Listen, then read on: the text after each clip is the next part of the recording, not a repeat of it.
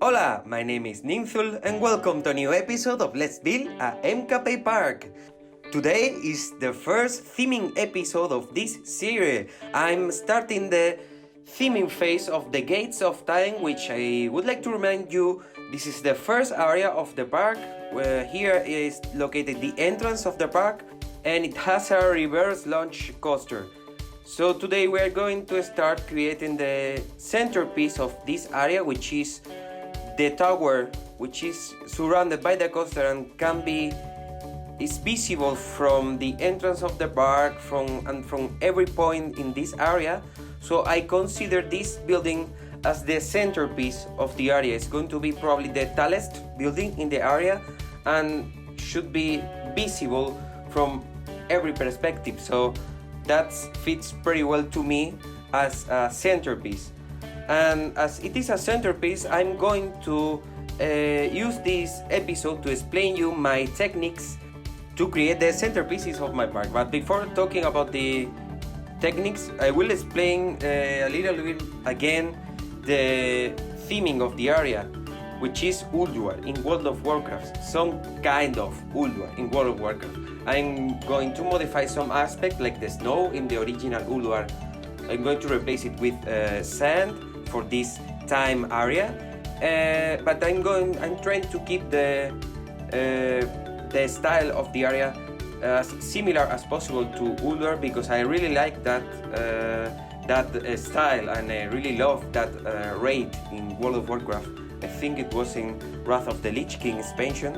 So if you are not familiar to that theming, you can Google it or just wait until I create this first building and you will get an idea on what am I talking about. So you are now seeing me already starting the centerpiece, and probably you notice that I am using the quarter technique, which is the first technique I would like to talk today.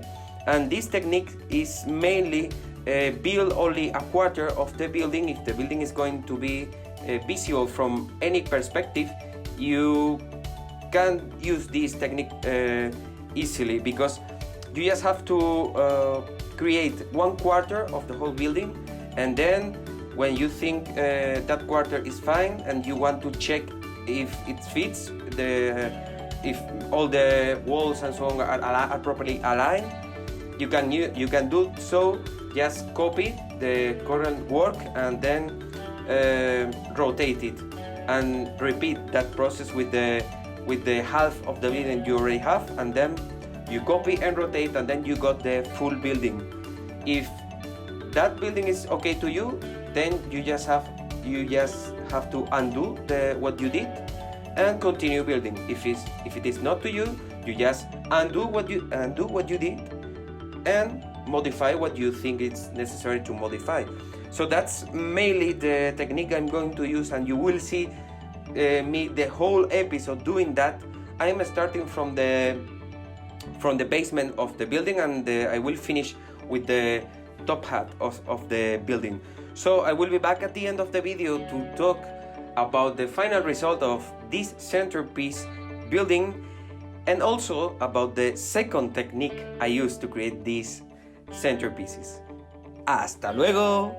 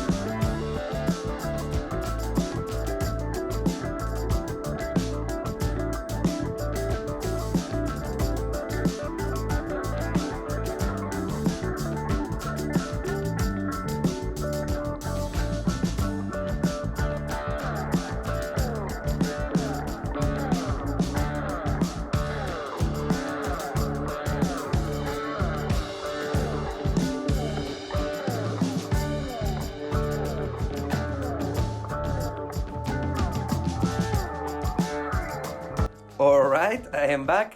Well, you could see the process of creating this centerpiece.